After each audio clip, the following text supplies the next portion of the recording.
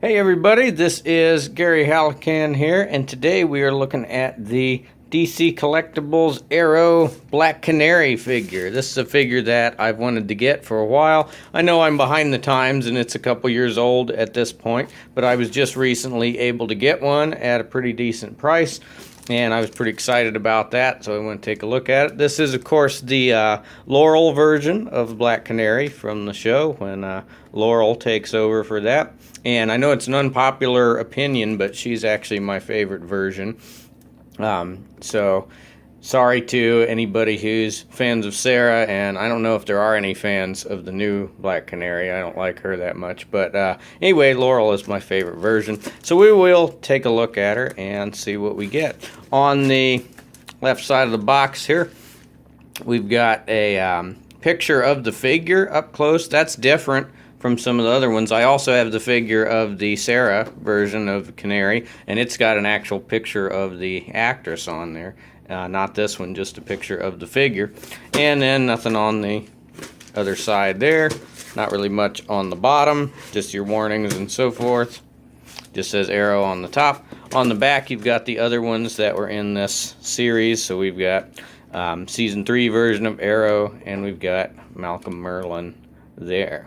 Okay, what I like about this packaging, though, and I've noticed lots and lots of figures doing this nowadays, is it's in a box instead of being on a card, which that's really nice because this is non-destructive packaging, so you can open the figure and take a look at it and not destroy the packaging and put it right back in the box if you want to do that. Speaking of boxes, we're going to do unboxing. We're going to take her out and see what we get. Okay, so here we have Laurel out of the box, and I'll have to say she was quite a bit more difficult to get out of the package than I was expecting, so but we did manage to get her out here. And she seems like she's pretty tall, but she comes to about 6.5 inches tall, so that's probably a little bit more than 1/12 scale. I mean, Katie Cassidy seems pretty tall on the show, but I don't know if she's 6.5 feet tall. But anyway, so it's a pretty tall figure, and I think she looks pretty good. There's a lot of really good things about the costume. Another thing that I'll say that I like is that this figure feels pretty good as far as feeling sturdy and solid, and has a good feel to it. This is the first one of the DC Collectibles figures that I've got out of the package, and so I have to say it's pretty nice in that regard. It doesn't feel cheap at all in any way. As far as the look, the costume is actually really nice and really accurate to the show. There's lots of tiny little silver details everywhere. It looks like it's just black with silver details, but there is actually quite a bit of color variation. Lots and lots of silver details, though. Lots of little belt buckles and rivets everywhere. Zippers. I really like the zippers on the back of her boots here that are also carried into the knee joints, so that's a nice nice touch there. So there's a lot of detail. There's a few things that are a little nitpicky, I guess, like these garter belt type pieces are just molded details instead of being separate pieces or anything like that, but that's okay because all of the detail is there.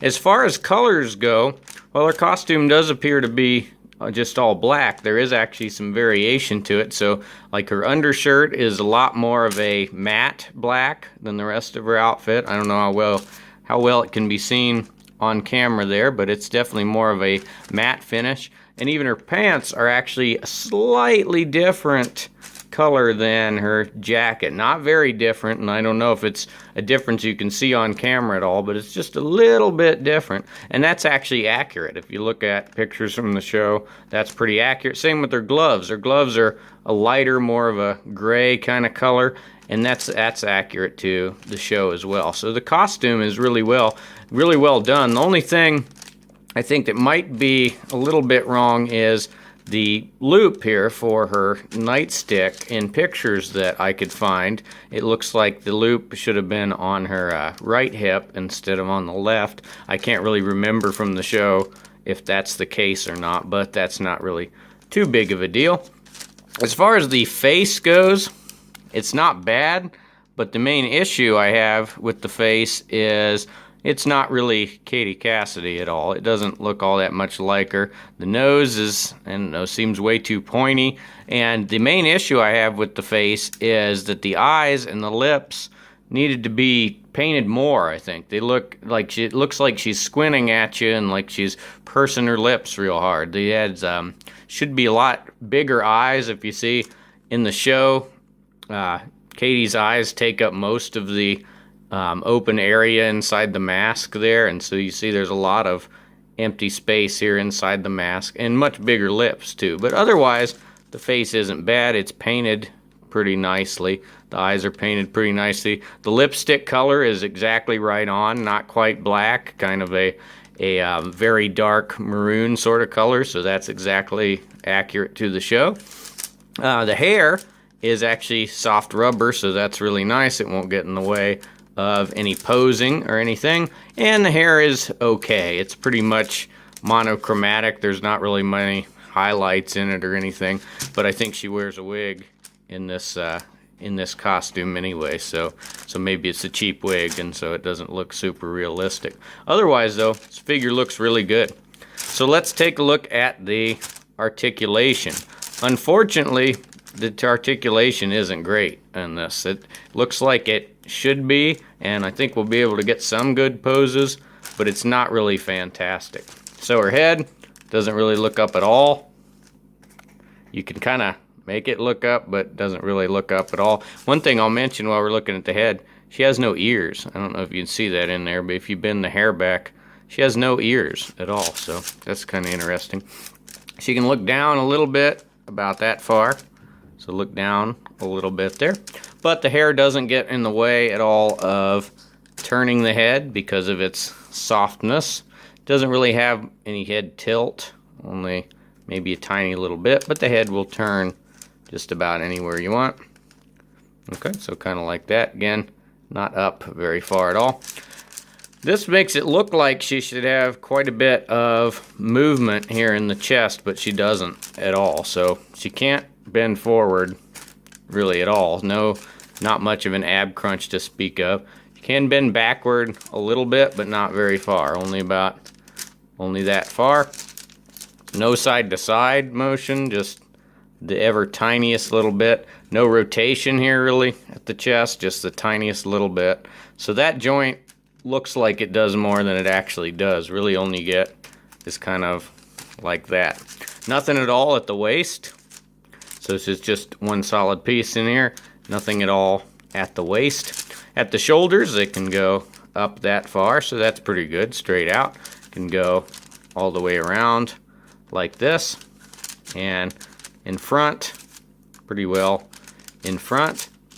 At the elbow, unfortunately, the elbow only bends at 90 degrees. Actually, not quite 90 degrees if you're being really a stickler for your angles there. And we do have a swivel at the elbow, so you can twist it all around like that. But again, only bend about 90 degrees. Her hands are on pegs, and they also have a swivel, so they can go back and forth like that and rotate around like that. Okay, again, nothing at the waist. As for the legs, go forward that far, about that far. Maybe a little bit more. Go back, can't really go back at all on the legs. Go out, pretty good. So it can go out about that far. So we'll get a good roundhouse kick going there.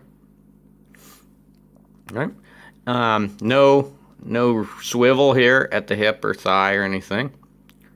The knees appear to have a double joint, but her knee joints are really, really tight. So I bend it about that far, and there's another joint here. There's another, you can see the peg right there where the other joint would be, but it's really, really tight, and I feel like I'm going to break it if I push it any further. So I don't want to try to bend this upper knee joint. That may be a result of this figure sitting around for a while on a shelf somewhere, but I'm not going to risk it there. So the other knee is exactly the same. It bend about that far, and the other joint won't move unless you put way too much force. And even this bend, I had to put a lot of force initially to get that to bend. So her knees are really, really tight. The feet, you go up, point up just a little bit, like that, and point down a little bit, like that. There's a little bit of rotation there, so like that, but you can't really rotate it unless you point it down first. If you have it up like this, it rotates a little bit, but that kind of sort of looks funny there. Not really any side to side, just a tiny speck about like that. So we aren't going to get any super fantastic poses or any sort of, you know, really, really action-packed kind of poses there, but that's okay. We can probably get at least a few sort of dynamic poses, and she looks really good other than that, so I think that'll be okay. So let's look at the accessories next. Okay, so for accessories, I'm going to go ahead and count this as an accessory. It's the backdrop that in the back of the box, it's a picture of the Star City skyline there. I know it's not really an accessory, but I'm going to count it as one because you could use it as a diorama sort of thing. As for actual accessories that she comes with, she's got 4 extra hands, so including the 2 holding hands that were on her in the box, that's 6 hands altogether. So she's got fist hands. There are fist hands there, and also open hands. And the hands are pretty good. Each one of them has a little tiny spot of silver to indicate a button on the wrist. On a couple of the hands, there are some stray spots of black paint on the wrists, so that's not great, but otherwise they're pretty detailed. The hands are on a peg, so we should be able to switch them out pretty easy. It's a little tight though. There we go. So let's put an open hand on here. These are definitely tight. These will take a little bit of doing to get in and out, but there you go. There's the open hands. Again, they can swivel just like the holding hands and can rotate sort of like that. Okay, give me 5. All right, the only other accessory she comes with is her nightstick here, and it's actually pretty detailed. It's all one color, but it's got some good detail on the handle there. So we'll see if we can get it in the hand in just a second. It should fit nicely into the belt loop here. Except the arm is in the way. There we go. All right, so that fits really nice into the loop on her belt. No trouble there.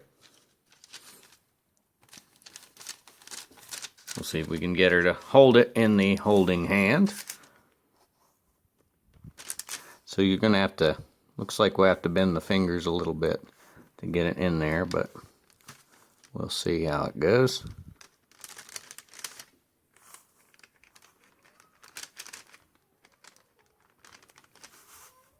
You can hear the cat in the background there. This is a little bit tricky. Almost. Well, there we go. That's kind of close in there. It's not really held very well there. There, that's a little bit better. Looks like the handle of the nightstick is maybe just a little bit too big for the holding hands. Also, you can see here, you're going to have to rotate it. Otherwise, it's going to kind of bend itself as it presses up against her arm. So I don't know. That's not great as far as holding her weapon goes. That could be done a lot better, I think. Yeah, but it'll do, I guess, for some of the poses. So those are the only accessories that she comes with. Next, we're going to look at some size comparisons. So as I was getting my items for size comparisons, I went ahead and took a closer look here, and I noticed something. And so my recommendation would be, don't try to get her to hold her nightstick. Just in trying to put it in her hand there, I bent the fingertips up pretty good. The fingers appear to be pretty fragile. I started to try it in the other hand too, and the fingers were starting to warp in that hand too. And they don't really have any give to them either. So a lot of hands for figures are kind of rubbery, so you can get the weapons in their hands, but there's no give at all in these hands. So I would very much recommend that you don't make her try to hold the nightstick. Just put it in the belt loop and leave it like that. So next we will see some size comparisons. Okay, so for size comparisons, here is Laurel with SH Figure Arts of The Rock. So she's definitely in a bigger scale than him. I don't think Katie Cassidy is taller than The Rock in real life. Probably not. I don't know for sure. It's possible, I guess. But I think she's definitely in a bigger scale than him. A little bit taller there. Here she is with a standard 12-ounce beverage can. So there you go. So about a head taller than a 12-ounce beverage can. And as always, here she is with John Cena. So he's actually in scale pretty well with her, I think. If we take John Cena's real height and Katie's real height, I think they're in scale not too bad, pretty close. All right, so those are some size comparisons. Please stick around for some dramatic poses. My final thoughts on this figure is I like her a lot. If you like this character, this is the best figure that you're going to get of her. It looks really good. It looks really accurate to the show. The face isn't great, but at this price point, that's not too big of a deal.